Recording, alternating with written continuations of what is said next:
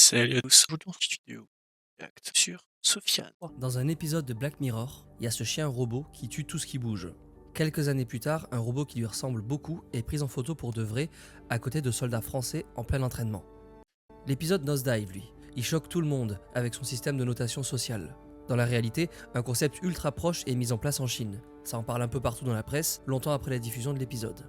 Le personnage principal de Playtest y fait l'erreur d'accepter de se faire poser un implant directement relié à son cerveau. Cette année, un Américain tétraplégique devient le premier humain à se faire poser un implant de Neuralink, la boîte d'Elon Musk, directement dans la tête. Ça fait maintenant plus de 10 ans que les auteurs de Black Mirror nous angoissent avec leur vision. Et quand une nouvelle technologie débarque, on dit souvent que Black Mirror l'avait prédit. Maintenant que la série est là depuis quelques années, vérifions si elle a su prédire des trucs, en espérant que notre monde ne se soit pas déjà transformé en un épisode de Black Mirror.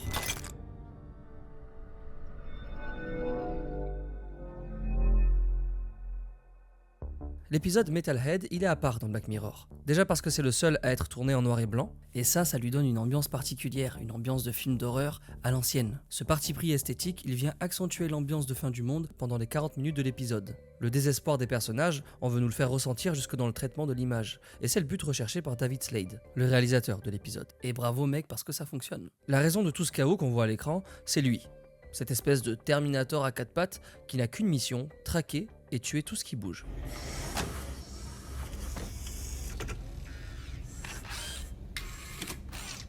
Alors c'est terrifiant, et hamdoullah, ça n'est qu'un épisode de série. Sauf que quelques années après la diffusion de l'épisode, l'Académie militaire de Saint-Cyr en Bretagne publie sur X des photos de ses soldats en train de s'entraîner. Alors rien d'inhabituel, ça arrive souvent, sauf que là, sur les photos, il n'y a pas que des soldats, il y a aussi un robot, un chien robot, un modèle qui ressemble étrangement à celui qu'on voit dans Metalhead.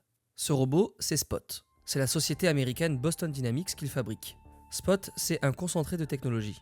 Et vous l'avez déjà sûrement vu, il est très connu. Mais c'est pas le seul de sa race. La société Ghost Robotics, elle va encore plus loin. Elle installe carrément des flingues sur le dos de ses machines. Ces chiens Bienvenue au robots, ils Cyberpunk. sont pratiques sur les terrains de guerre, pour des missions de reconnaissance, pour détecter des mines dans le sol ou même pour amener des munitions sur le front. C'est ce qui se passe en Ukraine. Là-bas, c'est le modèle Bad One de la boîte anglaise Brit Alliance qu'ils utilisent. Mon Dieu, quelle angoisse. Bon, et lui, c'est Big Dog. C'est l'ancêtre de Spot. C'est un des premiers modèles qui voit le jour chez Boston Dynamics. Ah On ouais, n'était pas encore vraiment au que c'est du point, ça se modèle. voit. Alors pour le moment, des chiens robots qui déboîtent l'humanité, c'est pas encore arrivé. Même si des problèmes avec des robots, il y en a déjà eu, et des problèmes mortels. 2023, il y a un mec qui est mort en Corée du Sud dans une usine qui utilise des bras robotiques pour faire des boîtes de légumes. Le robot l'a confondu avec une boîte et il lui a écrasé le visage et la poitrine. Les images que vous voyez actuellement à l'écran ne représentent pas cet accident, il n'y avait pas d'autres images pour illustrer. Et c'est un peu le même genre de scène horrible qui s'est passé dans une usine Volkswagen en Allemagne. C'était en 2015 et ce jour-là, il y a un intérimaire qui installe un robot sur une chaîne de Normal, montage. là. La machine commence à le frapper avant de le plaquer violemment contre une toi, je surface m'en en fais. métal. Un autre accident mortel qui implique un robot et qui s'est déroulé après l'épisode de Metalhead. Spot, quant à lui, il est présenté avant la diffusion de l'épisode. Un an avant, c'est même lui qui inspire Charlie Brooker, le créateur de Black Mirror, quand il écrit l'épisode.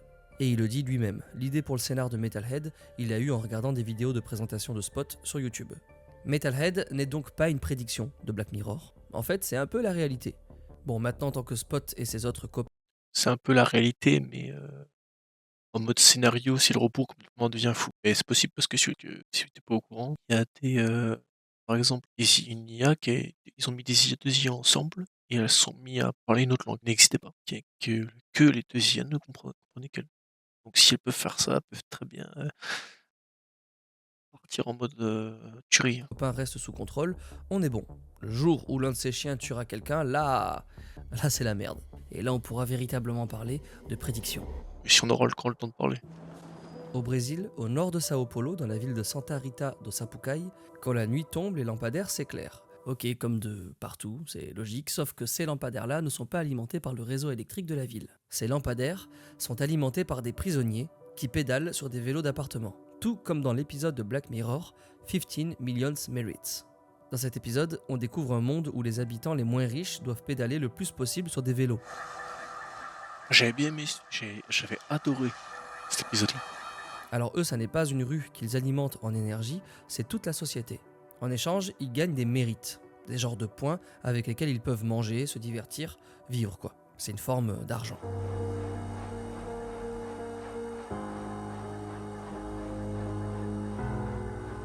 Bon, et la vie du personnage principal, elle est ultra triste. Il est H24 entouré de publicités qu'il ne peut pas zapper à moins de payer. Et pour payer, il doit pédaler, c'est un cercle infernal. C'est ce qui arrive quand la société de surconsommation prend le dessus sur l'humain.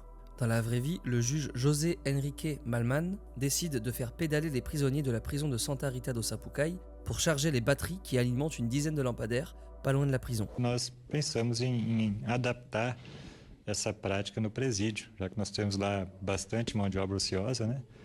E acabou que está dando bastante certo. Il trouve que faire pédaler les prisonniers, c'est un bon moyen pour lutter contre la paresse. Et eux, ils sont contents, hein, comme lui là. Ici, en pédalant, on se sent plus important et plus utile.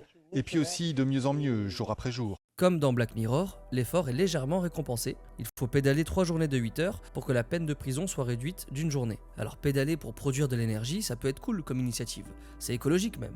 Ouais, Au festival de les musique dynamos, de tu passes Glastonbury, 4 heures. au Royaume-Uni, Je les on mets en peut poule. pédaler pour alimenter des installations du site. Et on peut même faire ça dans certaines gares de France pour recharger son téléphone. Il n'y a rien de mal à ça, c'est juste que dans une prison, ça fait un petit peu penser à Black Mirror. Et cette initiative de la prison brésilienne, elle arrive environ 6 mois après la diffusion de 15 Million Donc, prédiction. Minutes. Alors là, oui, on peut parler d'une prédiction de Black Mirror. Dans l'épisode Crocodile, la meuf, elle vit avec un gros secret depuis des années. Elle a tué quelqu'un avec son mec de l'époque et ils ont jeté le corps dans un lac avant de continuer leur vie. Louf. Et dans l'épisode, elle a un autre problème. Elle est témoin d'un accident causé par une voiture autonome qui livre des pizzas. Alors ça a l'air anodin à côté d'un meurtre, mais c'est ça qui va tout faire basculer. Cet épisode, il est super riche. Il parle de la culpabilité, des conséquences de nos actes passés sur notre futur, et bien sûr du danger des nouvelles technologies. Quelques jours après la diffusion de Crocodile à Las Vegas, on parle justement de nouvelles technologies. Cet événement, c'est ce qui se fait de mieux dans le monde de la high-tech. C'est le fameux Consumer Electronics Show, le CES. Je ne sais pas. C'est ici qu'on présente chaque année les inventions les plus folles.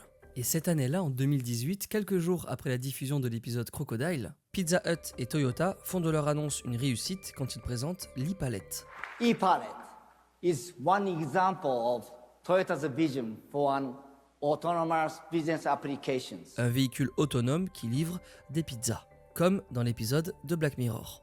Sur X, le compte officiel de Black Mirror réagit en tweetant « On sait comment ça finit ». Le tweet prend de l'ampleur. La presse le réexploite en utilisant des gros titres du genre « Black Mirror avait prédit la nouvelle invention de Pizza Hut ». Très bien, mais l'épisode Crocodile n'a absolument pas prédit l'arrivée des véhicules autonomes, ni les livraisons sans chauffeur, mais il a prédit autre chose, vous allez voir. Les véhicules autonomes, ça fait depuis les années 20 qu'on taffe dessus. C'est une technologie que les chercheurs peaufinent depuis plus de 100 ans. À l'époque, les premiers prototypes marchent par ondes radio, avec Bordel des de film. télécommandes. Bon, aujourd'hui, on en arrive à l'e-palette, à Tesla et compagnie. Et Pizza Hut, c'est pas les seuls à parier sur la livraison autonome. Uber Eats est sur le coup aussi. Ils ont un partenariat avec Serve Robotics, et d'ici 2025, ils veulent déployer 2000 robots livreurs aux États-Unis.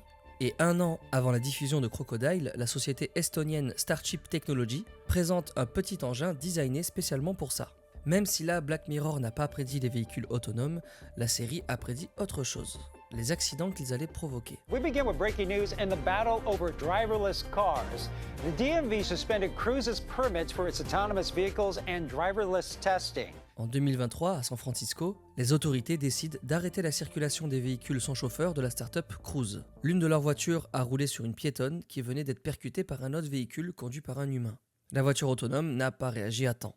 Tesla, la société d'Elon En même Musk, temps, a rappelé si l'autre accident a 360 pris. 000 voitures l'année dernière parce que leur logiciel de conduite autonome n'était pas au point et présentait des risques d'accident. Et pire encore, quelques mois après la diffusion de l'épisode Crocodile, une américaine du nom de Helen Herzberg se fait heurter par un Uber. Non, je suis désolé là.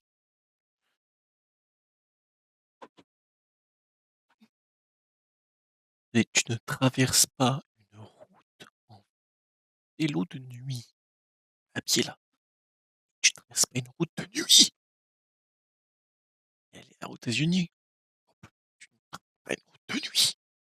Uber autonome et elle ne survivra pas Elle va à mourir, l'accident. ça, je suis Maintenant, d'accord. l'e-palette de Toyota et Pizza Hut présentées au CES, ça n'est pas vraiment une prédiction de Black Mirror. Parce que quelques mois avant la diffusion de Crocodile, Domino's Pizza et Ford, les concurrents directs, annoncent travailler ensemble sur la livraison de pizza autonome. L'annonce a été faite avant la sortie de l'épisode, donc les scénaristes devaient être au courant, ce qui fait que voilà, ça n'est pas vraiment une prédiction de la série. En revanche, on peut deviner que les scénaristes de Black Mirror, ils ne ratent aucune édition du CES. C'est une mine à idée pour eux. Ah oui. Exemple, en 2023 au CES, ils présentent Ella, la poussette autonome conduite par une intelligence artificielle. Et en vrai, une poussette qui se conduit toute seule, ça ferait un bon point de départ pour un épisode. Ça y est, c'est bon, on a vos sources, Black Mirror. Pour qu'un jeu vidéo soit réussi, ce qui compte, c'est l'immersion. Il faut que le joueur oublie qu'il est en train de jouer à un jeu. Il faut qu'il soit dans l'histoire. Pour ça, Black Mirror a trouvé la solution ultime, l'implant relié au cerveau. C'est quoi ça? On appelle ça un champignon. Comme dans Mario Bros. Si vous voulez. Dans l'épisode Playtest, le perso principal se retrouve à court d'argent pendant son tour du monde. À Londres, il tombe sur une société de jeux vidéo qui propose des tests rémunérés. Tout ce qu'il doit faire, c'est accepter de se faire poser un implant dans la nuque, directement relié à son cerveau, pour tester un jeu vidéo immersif. Venez voir. C'est parti. Tiens.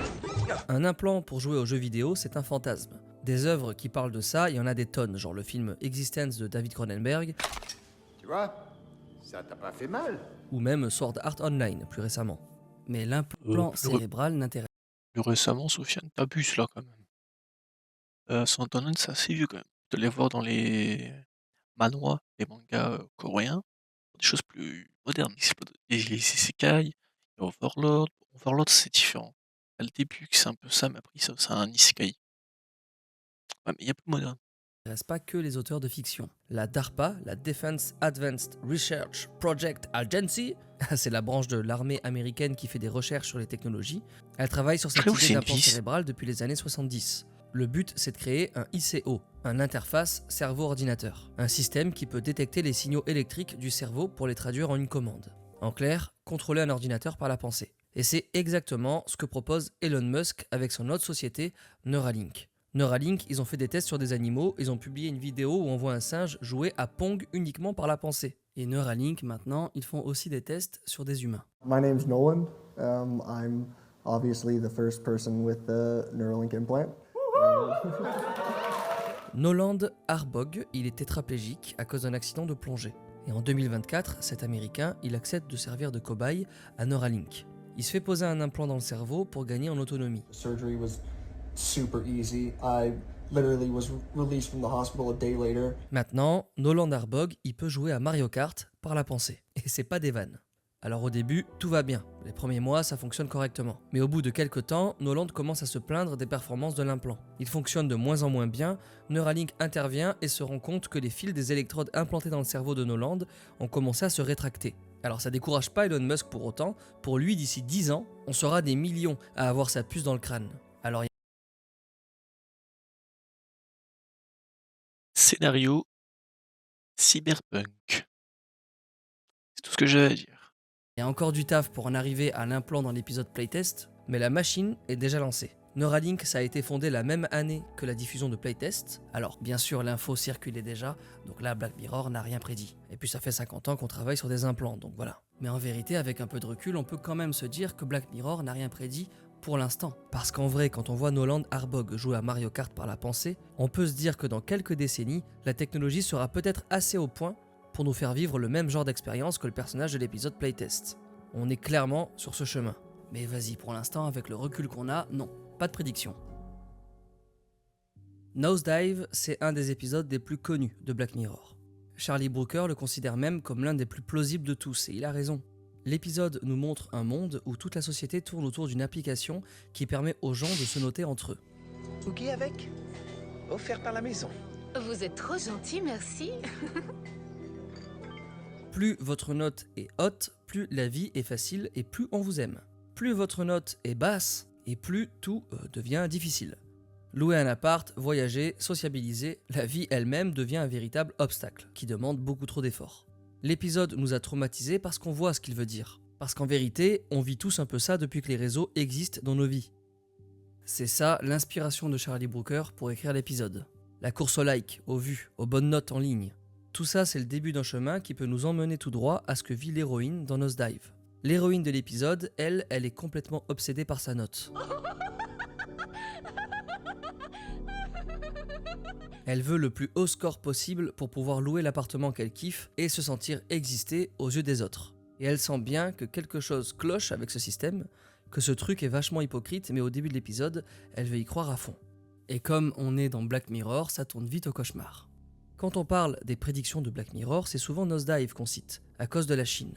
Il y a quelques années, les journaux se mettent à parler du système de crédit social chinois. Ça ressemble à de la science-fiction, mais c'est bien une réalité pour des millions de Chinois. Depuis le 1er mai dernier, Pékin expérimente un système de notation censé distinguer les bons citoyens des mauvais. Dans certaines des régions du pays, comme Beijing et Shanghai, le gouvernement commence à installer un système de notation pour les habitants. Et c'est vrai que ce système, il fait beaucoup penser à Black Mirror. Le principe de ce crédit social, il est à la fois simple et terrifiant. Le gouvernement note les citoyens en fonction de leur comportement, de leur respect de la loi, de leur respect des règles sociales. Si la note est trop basse, le tarif est le même que pour l'héroïne de l'épisode Nosedive. Interdiction de prendre l'avion, d'emprunter de l'argent à la banque, louer un appart devient une vraie épreuve. Et ça peut même aller jusqu'à l'humiliation publique. Si vous traversez pas correctement au feu vert, votre visage peut se retrouver affiché sur des écrans géants dans la rue. C'est pour montrer c'est tout le monde d'ailleurs que tu as fait quelque chose d'interdit. Et ça sert plus tard, tu perds les points. Pour noter les gens, le pouvoir chinois utilise plusieurs technologies qu'on pourrait retrouver dans Black Mirror. La surveillance massive de la population grâce à des réseaux géants de caméras avec reconnaissance faciale, la surveillance sur Internet ou la collecte de données. Là, on peut voir que le monde réel, il est plus flippant que Black Mirror, parce que le monde réel, il existe. Alors on a de la chance, en Europe en tout cas, on n'en est pas là. Et quand même, quand on y pense, les notes qu'on laisse sur les apps sans trop y réfléchir, elles ont aussi des conséquences. Un livreur Uber qui a trop de mauvaises notes, il perd son taf. Un magasin qui cumule les mauvaises notes sur Google aura toujours moins de clients. Alors oui, ces notes restent très utiles, mais elles sont parfois très peu objectives. C'est vrai que c'est paradoxal, ça.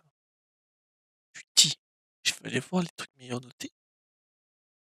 Mais si personne ne va voir le truc les meilleurs notés, il est jamais noté, comment il sera noté bien? C'est ça le truc. Il faut toujours des gens qui osent aller voir le truc le moins noté. Même si ça a moins de conséquences, J'ai oublié de dire merci à Mixem et tout ça, qui ont fait les trucs des autres trucs là. Toutes les personnes qui font tous les youtubeurs qui font les trucs à 1 étoile, c'est tout. Mais pas de savoir si c'est vraiment de la merde. c'est le cas pour The Last of Us 2. The Last of Us 2, c'est un bête de jeu qui s'est tapé une avalanche de sales notes sur Metacritic à sa sortie. Pas parce que le jeu est nul, non, juste parce que Ellie, la personnage principale du jeu, elle est amoureuse d'une fille. Donc les notes sur ce jeu, c'était juste pour faire passer. Je déteste ce jeu. Ne me sortez pas que c'est parce que. Non. Je ne pas le jeu. J'aime pas du tout. Un mauvais message politique. Et ça, ça peut porter atteinte à des gens bien réels. Les notes sont une forme d'arme. Et on a rendu ça normal de se noter. Alors pas encore comme dans Nosedive, mais c'est un premier pas vers ce phénomène. Bon, maintenant la Chine, son système de crédit social, elle y pense depuis longtemps. Elle y réfléchit depuis les années 2000, bien avant Nosedive. Et quelques années avant la diffusion de l'épisode, le gouvernement publie même un document qu'il appelle « Plan de construction d'un système de crédit social », un document qui annonce bien la couleur. Nosedive n'a donc rien prédit, puisque l'épisode est sorti bien plus tard, mais en vrai, c'est pas important. L'épisode nous montre à quel point la société peut rapidement s'habituer à des systèmes comme celui-là, et même s'ils sont hallucinants.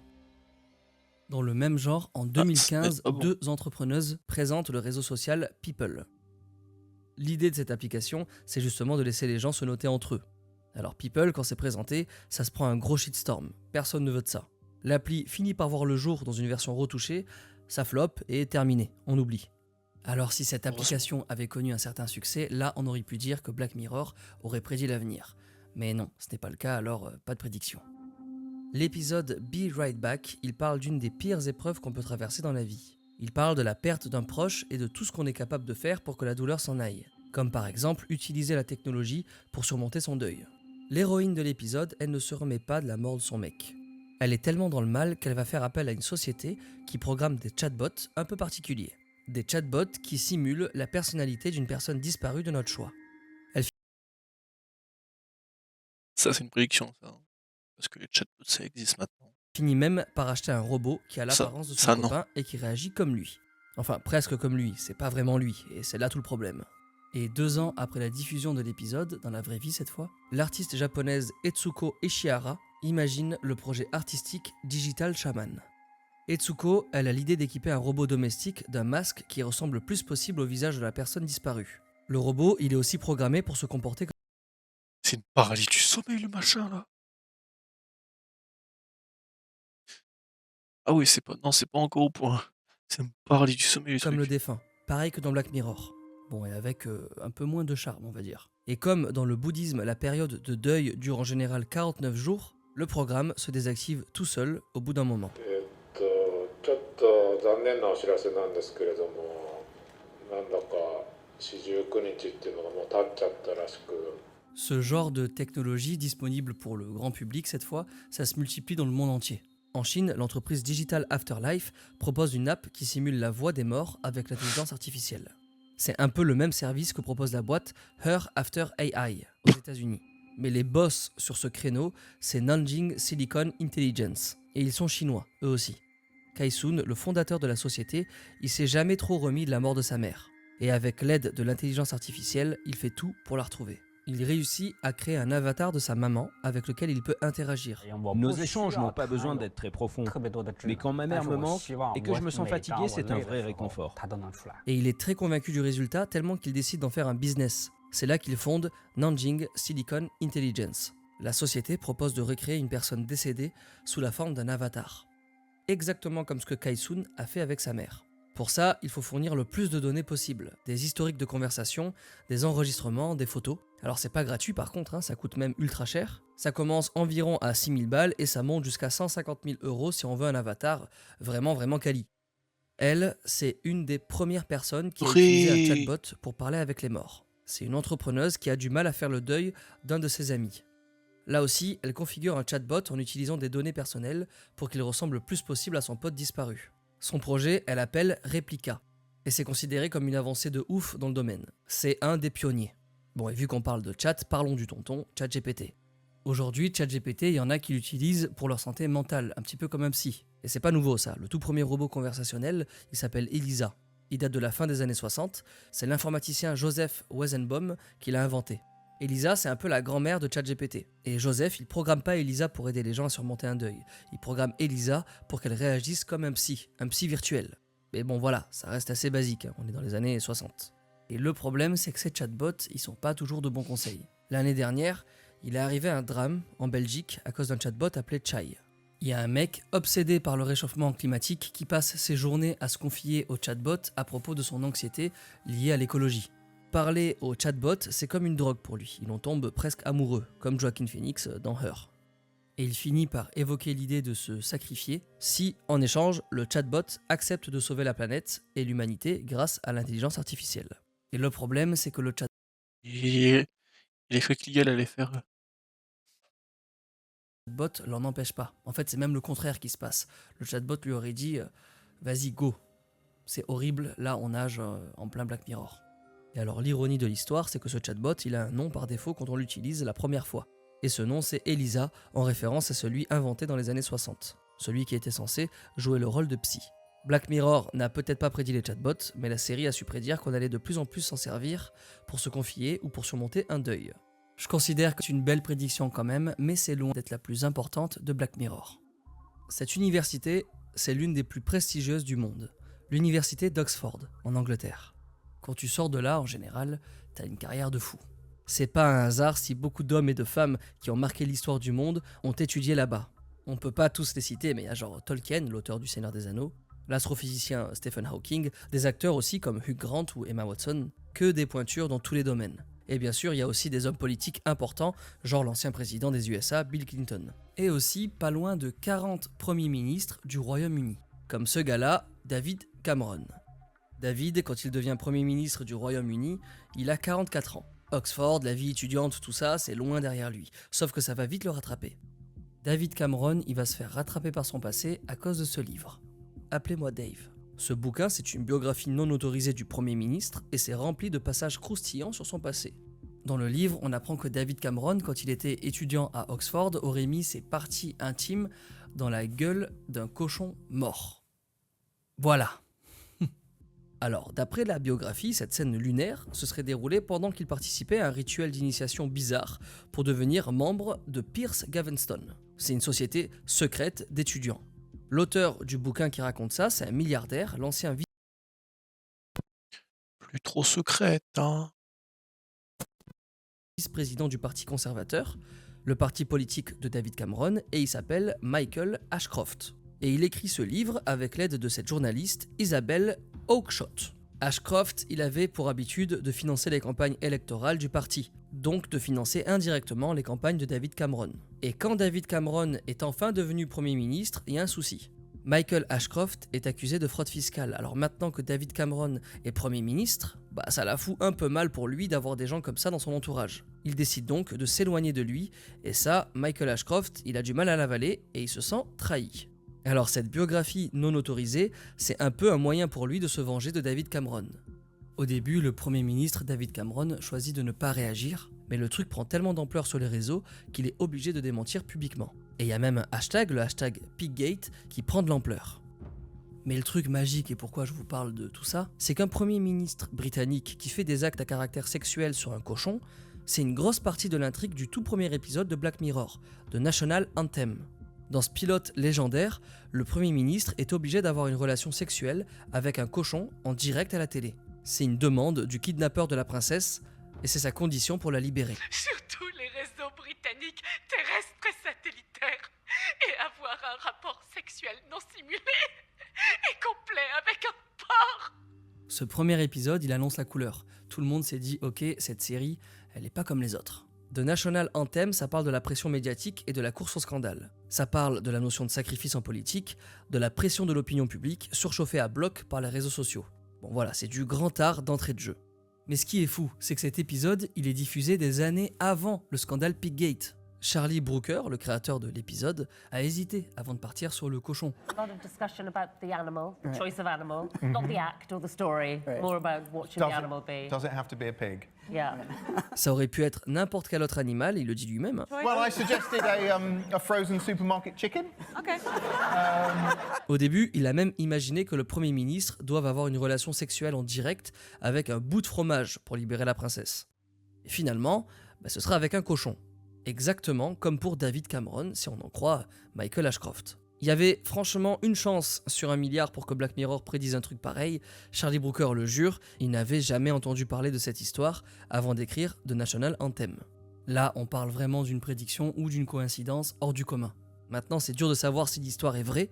Elle a quand même été révélée dans un contexte de vengeance, donc c'est à prendre avec des grosses pincettes. Cette anecdote, elle amplifie le mythe de The National Anthem, qui reste encore aujourd'hui un des épisodes les plus connus et les plus appréciés de Black Mirror. Black Mirror, comme son nom l'indique, c'est un miroir. Un miroir un peu déformant, qui ne prédit pas nécessairement l'avenir, mais qui nous montre une réalité. Les scénaristes de Black Mirror, ils arrivent à taper là où ça fait mal et à tomber juste. C'est pas de la voyance, c'est juste du talent d'écriture et d'analyse. Et ok, parfois aussi, un peu de chance. La série, elle veut pas seulement nous mettre en garde contre des possibilités, elle veut nous inquiéter. Maintenant, le futur n'est pas gravé dans le marbre, c'est à nous de l'écrire, donc faisons les bons choix ensemble pour ne pas finir dans un épisode de Black Mirror.